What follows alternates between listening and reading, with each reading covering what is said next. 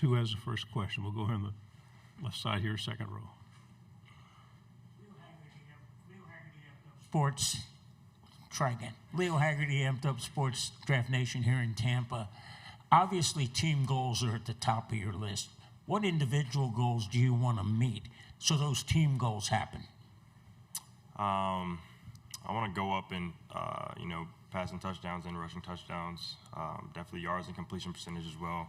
I think all that being said, I need to eliminate the turnovers for sure.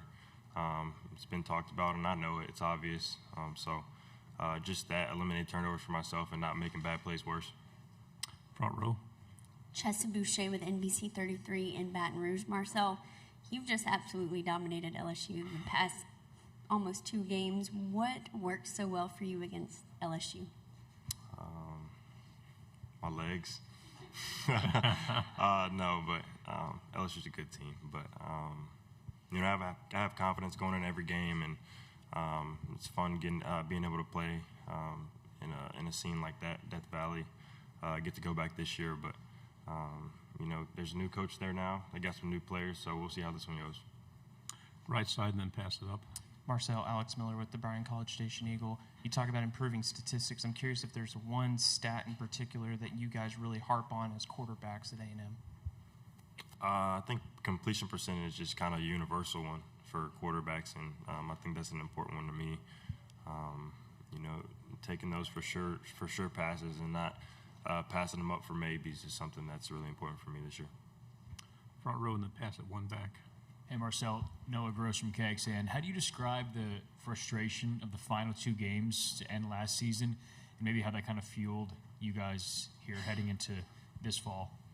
Yeah, definitely frustrating last 2 games. Losing to a rival and then losing the first round of the playoffs. It's not fun. But I wouldn't say it's too much fuel because you can't really take anything from last season into this season. But there were 2 good teams, and we were a good team. But the people we had last year aren't the same people we have this year, and I think we've had some improvements over the offseason. We've got a new OC. I got a new quarterback coach. So just continue to develop, having that experience now, and just growing in my own character and my own way of playing football. I think is going to be a change this year for sure. Second row, and then pass it one back. Justin Patrick, Fox Sports Radio out of Pensacola, Florida. And going off those last 2 games of the year, it just seemed you hit a wall. Like you just couldn't move the ball the same way you had all year. So for you personally, what did you take from those games, and what were you missing during those last 2 performances? Yeah, just like how you said it, we weren't able to move the ball.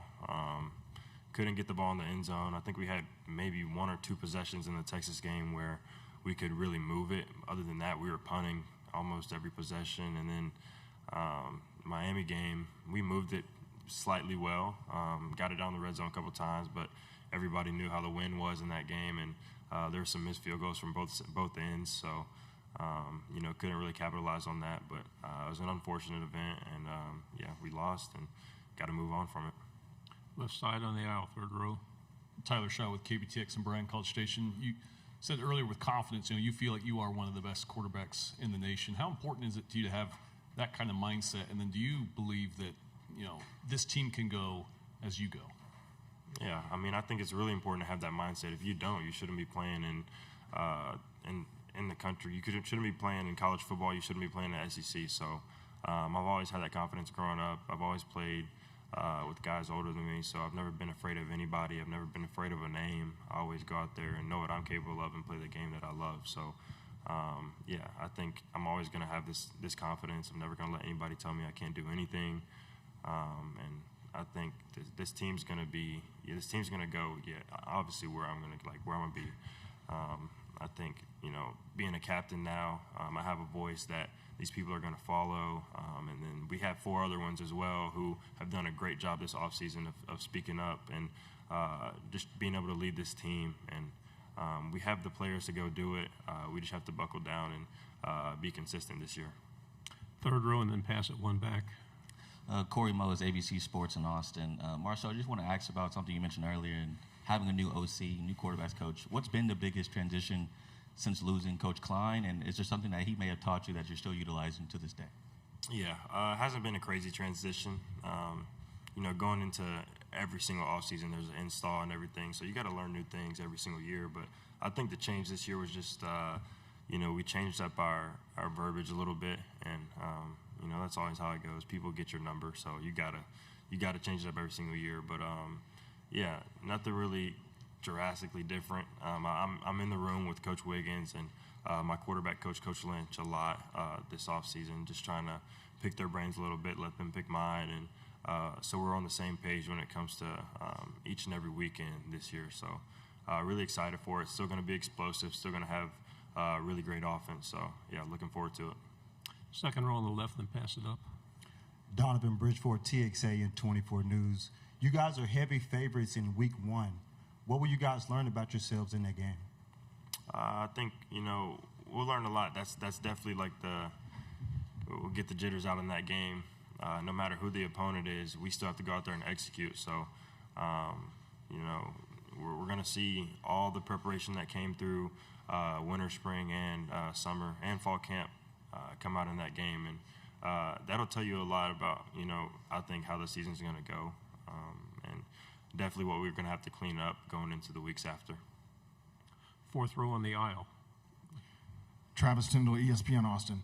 Marcel, what are you most excited about with the new offense this year, and what do you see as the biggest hurdle? I'm really excited to get the ball to my receivers again. We have some really good guys outside, returning guys, Ashton Bethel-Roman, Mario Craver, and Terry Bussey. And then Isaiah Horton coming in, being that big X receiver, is a good pickup from the portal. I don't think there is a roadblock or speed bump anything in our offense. I think we have a lot of guys. O-line might be what people talk about, but we have our returning center who's been a center for us for 5 years now. And he understands the game. He's been in Coach Cush's offense before. So he's able to help out the people around him. And then we also have some experienced SEC guys that came in throughout the portal. So I think we're going to be just fine. There's nothing that really, concerns me going into the season. I'm just really excited to get to play. Front row. Hey, Marcel, Travis Brown, KBTX. Your first quarterback to represent A&M here since 2019 in Kellen. What does that mean something to you, and does it mean something to you to be kind of stability in a position that has been a little bit unstable for the Aggies for almost a decade? Yeah, it means a lot. Whenever your coach, picks you to do something to represent the team and yourself, I think it's really important. And I'm also, representing my family, my faith. Without God, I wouldn't be here at all. So, just happy to be in this position for sure, as well as getting the captain's badge. I mean, that's something that your coach and your teammates, give you credit. So, I think I've worked to be in the position that I'm in, and, this is just the proof of what I put in for it for sure. On the right, third row. Hey, Abby Miller with The Reflector from Mississippi State. The transfer portal has grown its popularity over the years, but you chose to stay at Texas A&M. Why was that? I don't think there was a reason for me to leave. A lot of people, may have things outside of football that they got to worry about. And, with NIL nowadays, people will leave for money and stuff. And the coaching situation might not be good. But I think that, when Elko came in, I saw his vision and I saw that what he wanted to do with the program. So I chose to stay then. And then Coach Klein left, took his job, which I respect because it's his alma mater and he's going to be a head coach. So Coach Wiggins is somebody that I've known about. He coached a lot of good players at Alabama, so trusted him. And then Coach Lynch, who's my quarterback coach now, always had a relationship with him while he was at Vanderbilt being the offensive coordinator there. I went to school about 6 minutes away from Vanderbilt, so known him for a really long time, got to understand him and become close with him and his family. So there was no reason for me to leave. I had everybody that I needed in my corner. And, like I said, I love my team. I love College Station. There's no reason for it to happen. So, yeah. Final question on the end. Hey, Marcel, back here. John Sokoloff, WGNO TV in New Orleans. Wanted to ask you about your new left tackle, Tyree Adams.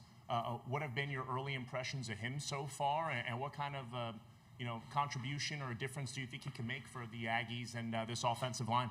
Yeah, Tyree is, very light on his feet, which I think is really good for a tackle. He moves really well. He has the length. He has the hands, and we joke around all the time. That's one of my favorite guys. Tyree's awesome. Really excited that he came to join Aggie Land, and he's gonna protect me this year. I know that for sure. He protects me in the locker room, so really excited to have him on my side. Marcel, thank you very much. We really appreciate it. All right, appreciate you guys.